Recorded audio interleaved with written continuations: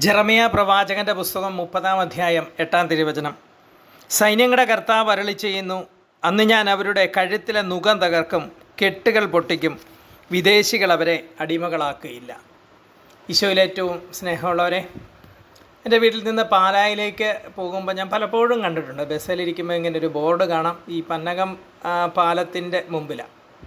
പാലമൊക്കെ പുതിയതായിട്ട് പുതുക്കി പണിതു, ടണ്ണ് കണക്കിന് ലോഡും കയറ്റി ലോറിയും ബസ്സും ഒക്കെ അതുവഴി പോകുന്നുണ്ട്. എന്നാലും ആ പാലം പണിയുടെ സമയം മുമ്പ് സ്ഥാപിച്ചൊരു ബോർഡ് അവിടെ ഇപ്പോഴും ഇരിപ്പുണ്ട്. അതിലിങ്ങനെ എഴുതിയിരിക്കുന്നത്, പാല അപകടത്തിൽ ഭാരം ഇറക്കി പോവുക. പലപ്പോഴും ഇത് കണ്ടിട്ട് ഞാനിങ്ങനെ ആലോചിച്ചിട്ടുണ്ട്, ഈ ബോർഡ് മാറ്റാത്തത്. പിന്നീട് എൻ്റെ മനസ്സിലേക്ക് വന്നൊരു ചിന്ത ഇതാണ്, ഒത്തിരി ഭാരവും മനസ്സുമായിട്ടാണ് ഞാൻ ഈ വണ്ടിയിലിരുന്നിങ്ങനെ യാത്ര ചെയ്യുന്നത്. ഒരുപക്ഷെ എൻ്റെ മനസ്സിലെ ഭാരം ഇറക്കാനാണോ ഇങ്ങനെ ഒരു ബോർഡ്. ഇന്ന് ഈ മെഡിക്കൽ കോളേജ് ഭാഗത്ത് പോയിട്ട് തിരിച്ചു വരുമ്പോഴും ഒരു ബോർഡ് ഉണ്ട്, അതിലിങ്ങനെ എഴുതിയേക്കുന്ന പാല അപകടാവസ്ഥയിലാണ്, ഭാരവാഹനങ്ങളൊക്കെ നിരോധിച്ചിരിക്കുന്നു എന്ന്. പക്ഷേ എനിക്ക് മുമ്പ് ഭാരം കയറ്റിയ വണ്ടികളിങ്ങനെ ആ വഴിയിലൂടെ പോകുന്ന ഞാൻ കണ്ടു.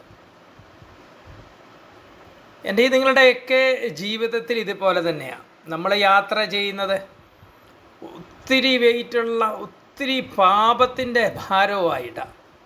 ചില ശാപത്തിൻ്റെ, ചില തരകദോഷത്തിൻ്റെ, തകർച്ചയുടെ, രോഗത്തിൻ്റെ, തിന്മയുടെയൊക്കെ വലിയ ഭാരവും കയറ്റിയാണ് നമ്മൾ യാത്ര ചെയ്യുന്നത്. ഒരുപാട് പേര് കഷ്ടപ്പെടുക ഈ ഭാരവുമായിട്ട്. എനിക്ക് മുമ്പോട്ട് പോകാനായിട്ട് പറ്റുന്നില്ല, എങ്ങനെ മുമ്പോട്ട് പോകും, എങ്ങനെ ഇതിൻ്റെ അപ്പുറം കിടക്കുമെന്ന് ഓർത്തിട്ട്. തമ്പുരാൻ്റെ വചനം പറയുന്നുണ്ടല്ലോ, സങ്കീർത്തനം 81:6 പറയുന്നത്, ഞാൻ നിൻ്റെ തോളിൽ നിന്ന് ഭാരം ഇറക്കി വെച്ചു, നിൻ്റെ കൈകളെ ഞാൻ കൊട്ടയിൽ നിന്ന് വിടുവിച്ചു.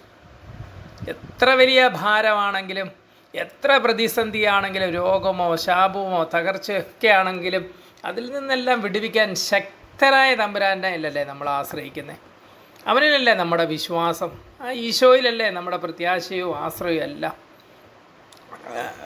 മർക്കോസിൻ്റെ സുവിശേഷത്തിൽ നമ്മൾ കാണുന്നുണ്ട് 9-ാം അധ്യായത്തിൽ, മൂകനും ബധിരനുമായ ദുരാത്മാവ് ബാധിച്ച ബാലനെ ബഹിഷ്കരിച്ച ശേഷം ഈശോ പറയുന്നുണ്ടല്ലോ, ഉപവാസവും പ്രാർത്ഥനയും കൊണ്ടല്ലാതെ ഈ വർഗം പുറത്തു പോകത്തില്ല. നമ്മളുടെ മേൽ, നമ്മുടെ കുടുംബത്തിന് മേൽ, നമ്മുടെ പ്രിയപ്പെട്ടവരുടെ മേൽ തിന്മയിട്ട, പിശാചിട്ട ഈ രോഗത്തിൻ്റെ, ശാപത്തിൻ്റെ, തകർച്ചയുടെ ഈ കെട്ടുകൾ അഴിയണമെന്നുണ്ടെങ്കിൽ നമ്മൾ ഉപവസിക്കുകയും പ്രാർത്ഥിക്കുകയൊക്കെ ചെയ്യണം.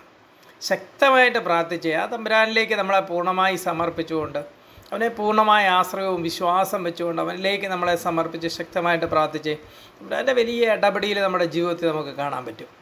എത്ര വലിയ കെട്ടാണെങ്കിലും അവൻ അഴിച്ചു മാറ്റും. എത്ര വലിയ തകർച്ചയോ, എത്ര വലിയ പ്രതികൂലങ്ങളാണെങ്കിലും അതിൽ നിന്നെല്ലാം തമ്പുരാൻ നമ്മളെ വിടുവിക്കും.